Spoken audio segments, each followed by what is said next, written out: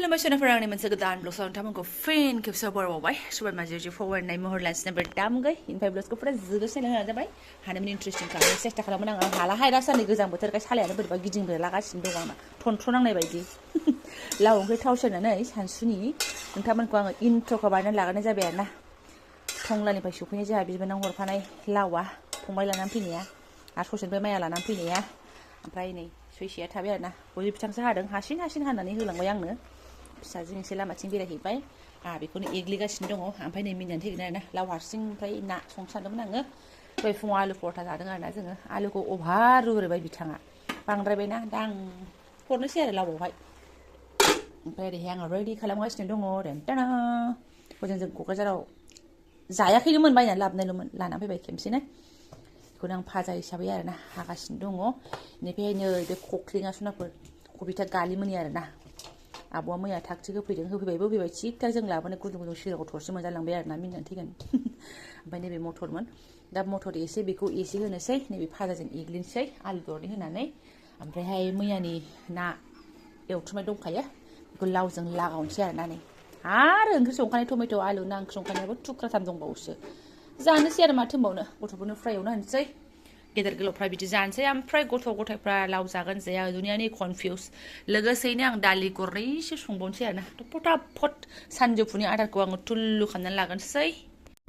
ओमफ्रायथ' आसलि गोजांनायनि मजाखौ गामियावसो मिन्थियो नङा होमबा सुनाफोर बिराद गोजांफैदों आङो फिसाजोआबो दहाय फुङाव सिखारदों सारा गोजांदों मामि होनबाय थायो माने आसलि मजाया गामियावसो नङा होमबा गोजां बोथोरनि आसलि मजाया ओमफ्राय हरैहाय थाबाथ' नोङो रुम सिङाव फात्ता मोना बांद्राय खिन्थु बाहेरायाव ओंखारबा मोनथियो आरोना बाहायथ' नों ओंखारथारनांगोन बाहेरायावहायथ' मजा आरोना आरो लोगोसे नै पियर गाइखेर सफैबावबाय आरोना मा होनो 60 थाखा केजिल' आरोना ओमफ्राय 1.5 पवा दङ 45 थाखा एकदम पियरानो लाजाया मजा दान्दिसे उनाव ओमफ्राय सानै सुबुङा ओंखाम जानो लाबाय ओमफ्राय मबाइल आयै इसोर फबान गंसेखौबो नायदोब्रा लं भिडिअ लागायनानै ओरैबादि हाब्रु फुल्ला फुल्लि गाज्रि लानानै फैदोंना बिसोर मानसिया आं भिडिअआवसो सोनानै दोनबावबाय आं र' गाइखेरजों जागोन दे ओंख्रिया नै भाजानि ओमफ्राय आलु बासिनाय बेबो जायानो बिन जाया मटर जाया गाजर जाया अनलि आलु आरो आलु गोजा एवासै जादो नोंबो जानोसै मा गाइखेरजों दे य'य' आरो बेलासियाव दुगैनानैसो खावब्लि ओंखारफिनबावबाय आङो लांदां फादागैनो मा खालामदों नोङो दे नाय दे नोंथांमोननो मोनसे देखायनो आङो जोंना बेयाव हाहाकार जागासिनो दं आरोना एकदम हाय हांगामा जागासिनो दङ आंबो आवाजल' खोनाफैगासिनो थांनो मोनाखै जोंनि न' सेरावनो ओरैबादि दावराव जागासिनो दङ र' थांनो आङो ओरै न' सेर फैनानै ओरै बारस'लायनानै जादु एकदम हांगामा जागासिनो दं बैयाव हाय हाल्ला माजों सोरजों दावराव हनै नायदो आरोना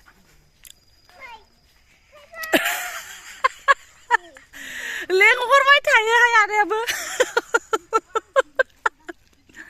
लिअ नायदो नै बेहाय ओरैबादि खंख्रा न' लुनानै दोनबाय आयै नुवा नुस्लाबा फात्ता मोनस्लाबा 100 खांनानै आलासिजों नै बेजों ओरै बिदाजों बेदर लानानै फैबाय नै ओमफ्राय बेयावसो संजानो नागिरबावदोंमोन बेयाव संनो बेयाव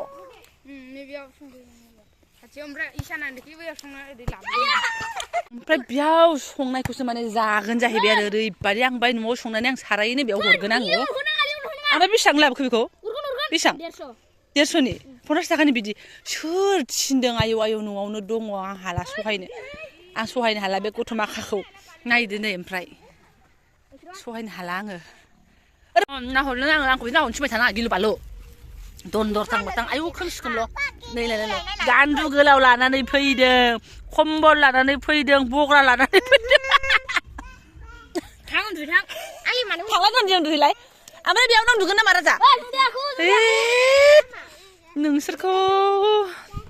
हाला आं नायफैदो नै बिसोरबो दासो जोंनावनो दंमोन आरो दसे आगायाव नांगोन बाबा देख बास थां नोंसानाबो थां आया दा मोनजानाय नङा नोंसोरो एकदम नालाय साथामजों ओरैबायदि अबस्थाहाय सयथि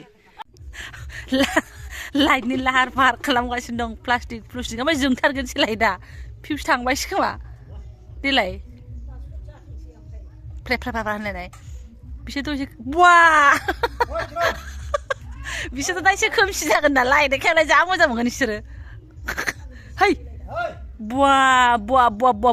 अबेबा बैहाय खानानै होदो गय बिफांफ्राव नै बिफाया लाइट बानायखाबाय गथ'फोर आं ओरै फटाफट खालामनानै सुनानै लाखाबाय नै गाइसमोन माइमा संनांबाय बिदि सोंबावदों संहोनानै आंखौ बिदि सोंबावदों पार्सनेल मावथि बिराद मावथि नामा बिमाया माइसफोर थाब संखा 50 थाखा मोनगोन लांनानै बिदि सोंबावदों एक्सटेनसन पार्टि औ बहायबायबो ओरैहाय नै बिमाया ओमफ्राय एसे एवसिन एवनानै दै होबासो ओंखाम जानहैनोसै आङो थाब थिबथां गावसोरनो लेट जादों आयौ लायग्राफ्राबो गावसोरनो भगबान पात्ता मोनस्लाबलायि मोनासै जागुलायबाय नै खेमसेनो ओमफ्राय बिमायाबो मोनानि आदारखौ हाखानोसै ओंखामबो जानानै फैखाबाय आङो ओरै दै होनानै गोदौगासिनो फुरफुरनो ओमफ्राय नै बेहाबो लिला गेलेबाय आरोना फुल कफि आलु अल कफि आरो गाजर मटर दहायनो लाब्रा संनोसै ओमफ्राय आरो कटनाया ओरैबायदिमोन आरोना माया दहाय फुङावनो दाउबो खानानै दोन्दोंमोन मैया मोनायाव खानानै दोन्दोंमोन दिनै सानसुआव जानो बायदि ओमफ्राय सानसुआवथ' ना दङ जायाखिसै दा मोनायाव जानोसैलाय होनबाय आरो मोनायावनो गथ'फोरनि प्रग्रामाव खाजिया जानानै होलायबाय राजा किरणखौबो बेयावनो दाउलाजों जाखाथोंसै जोंनि न'नि दाउजोंनो जाथोंसै साननानै सानखाबायमोन आरोना मालाबानो मालाय प्रग्राम जानानै दङ दा न'नि दाउआ मिथिला सोरबा फुथारबा आंहा एवनोसैल' आं हले फुथारनायाव गैया आरोना है ओमफ्राय आं हालासो ओरैनो आंना ओंख्रिबा रेडि जाजोब्बाय नै फिसाजोआ मटर जिन्नानै जिनै माने आंखौ गारहैनो होआखै आरोना इगनर मारि फुरा रेडि ओमफ्राय एसेयावनो दहाय फुंनि आलु परथा जानाया दंबावोमोन नै मोनसे बासायनानै गरम खालामनानै जानांगोनसै जानो नोंथां जाखायाखै मालाय बिदि थावजों एवनायखौ गोरान एवलायलायनानै जादों आलु परथाखौनो जानोसै आरो माथो गारस्लायस्लायनो गथ'फ्राबो मालाय थुम्बुआवसो बेस्थ' जाजोब्बायबा दहाय फुङावबो मोनजाखादों सानथामजोंनो जि मोजां जाखादों गुदुंनो राजा किरणखौबो थाग थिग लेंहरनानै बास असायनोसै असायदो दे फैदो असायनोसै जोंहा आं ओंख्रि संसै डाइरेक्ट मोननानै बेयाव एरन दोनफैनानै साराय सुराय मानजिस्रांखाबाय सुनाफोरनि आखाया हांगाराव संनाय नालाय मजा आरोना बनाव संनाय नालाय एकदम आसुगुरा गोसोम जालायो साराय मानजिनाया ओमफ्राय नै बुरै आखाइ नालाय र' एसे गोजाननिफ्राय देखायगासिनो दङ गावहांबाय आरोना आलु गोरलै हानानै नै अफमान आबादारिनि फिसाजो नालाय आखाइफ्रानो देन्जारखा ओमफ्राय आलु गोरलै हानानै अबस्था गैला नै एबारना बाच्चा पार्टिनो ओंखाम खुरनानै होनोसै आङो दहायनो खनसे फैनानै थांखांबाय टाइम जायैखाय जाथ'वाखै आरोना गावसोरनो 7ता सिगाङावनो फैनानै ओमफ्राय फैफिनबाय ग्रुप डेन्स खुरनानै होगोथानोसै आङो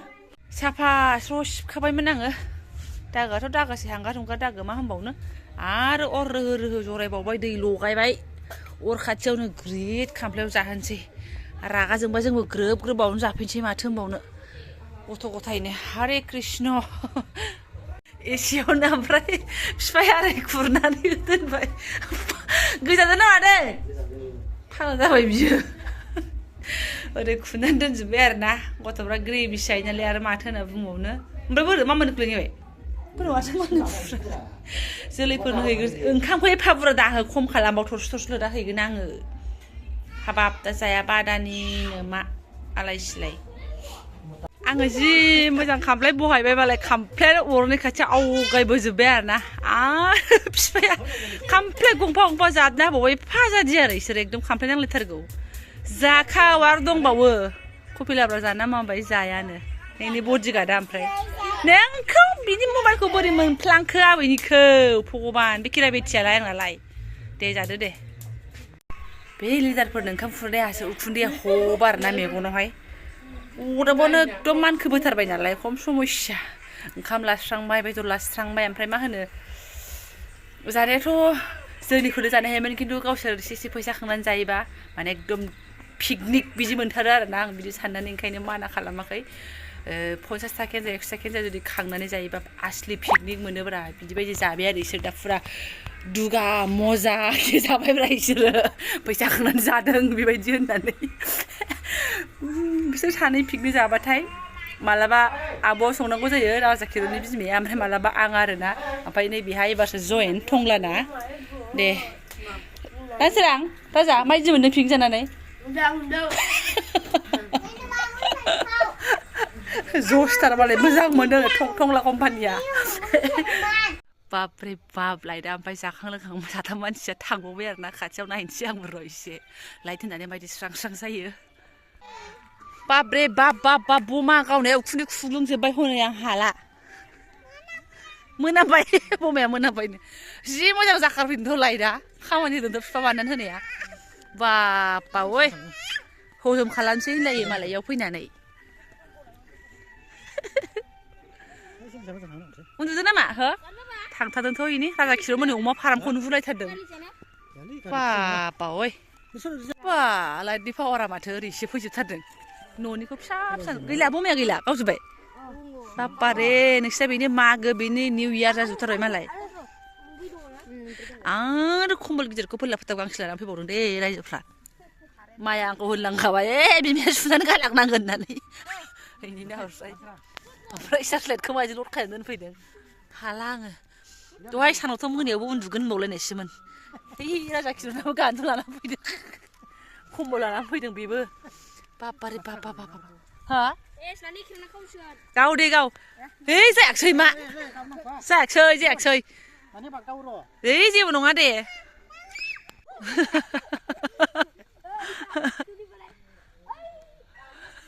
सानैबो साथामबो लाबानो जाबाय दे फाटाव फख्रिनि मोदैया खारजोबनायनि हैस खोब फुरसि मोनथारदों आरो बिसोरो देश दुनियाखौनो बावथ'लायनाय बिसिनि फुरथियावनो फुरथिया आथिया खुखु मोनलायथारबाय ओरै थांलाय ओरै फैलाय मा बमा बेलाय फरखा ओइ नों गावनो हाया राजा हाया हैद मा हायाब्रा नोंलाय औ हायो एसे गियो ओइलाय सानै खोमायाव नांदोंमोन बेखौनो गिनानै हाला नों खोनानो हायाखै एकदम खोमा खाथियाव बेरदों माने बा बा दे माने माजों बिमायंजों ओंखाम जागासिनो नालाय ओंखायनो जों एसे नायस्रोनो फैदों आरोना नोंसोर थाबावगोन बेयाव टेन्टआव थाबावगोन न'आ दा थाथ'बावगोन दसेबाव दे औहु दे जों ओंखाम जाखांजादि दसे थाथ'बानो जाबाय दे बाबा जों ओंखाम जाथ'वाखै आयौ आंखौबो स्रां स्रां नुलायथारदोंहाय आंबो एकदम जाफ्रिफ्रिनो दंथारो आरो सोरनाफोर आं ब्लगखौबो गोलाव खालामला आरोना ब्लगा इडिट खालामबायसो गोलावनो जासिगोन बायदि सानलायलांबाय आङो रायजो राजाफोरनि मेम'रिखौबो एसे सोनानै दोनबाय नालाय गावसोर देनां नायथोंसै मादि पिकनिक जादोंमोन 2025 नि लास्ट 2026 में तो दुनिया खत्म होने वाली है 2026 में तो दुनिया खत्म तो परि बायदि रायलायनो नाङा जायफोरा आंनि बेखिनि ब्लगखौनो फरायनो लांबाय गोसो गोरबोनि साबायखर बावबाय गथ'फोरनि फुरथियावनो आं फुरथि मोनफाबाय ओमफ्राय नोंथांमोनजोंबो शेयार खालामबाय मा गावबाव नायदों नोंसिनि माबा गावनायखौ आरो आं सोनानै दोनबावनांगौ समस्या दे माबार गावदो ब्लगा गोलाव जायो रायजोफ्रा नायनो बाबा बाथोंसै गावसोर देनां नायलाबाय थाथोंसै आरोना खोमसि खोमलाव मादि थुंबु खोबनानै थादोंमोन देरसिगोन मोनसे नामा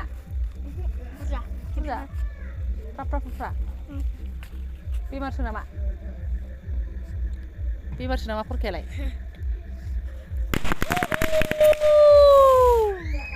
जोबबाय थेंक इउ सो माच लोगो मोनसिगोन नेक्स्ट भिडिअआवहाय है नोंबा भिडिअ खालामना लाइटखौ सोमावग्लुंला हरखो गाखोदो ना मादों नायसै लाइटखौ सोमावग्लुंला हरबाय हिंसायानो लाजाया इनै माबा मा होनोमोनलाय बिदिखौ वा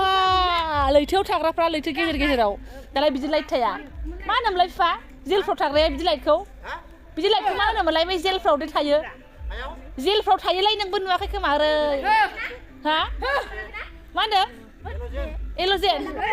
आं मिथिलाहाय मा जेन जायखिजाया आरोना ओइ लामायावनो सुहरदों आं थांसै स्रां जोंबो फुरथि मोनफाला जोब्बाय आरोना जोंथ' माबा पिकनिक आं बिसोरजोंनो जाहैबाय ब्लगा माला होनो हाया मिथिला बिदिनो 25 तारिखनि आरोना बियो ख्रिस्टमासनि दिननि दे दसे थाथ'दो आं माबागासिनो दङ लेंहरगोन आङो नै दा आं लेंहरबाथाय बे माबाफ्रा लानानै थाफै दे दा सोरां बाबा गान्दु गानलाफ्रा लानानै फै थेंक इउ सो माच वान्स एगेन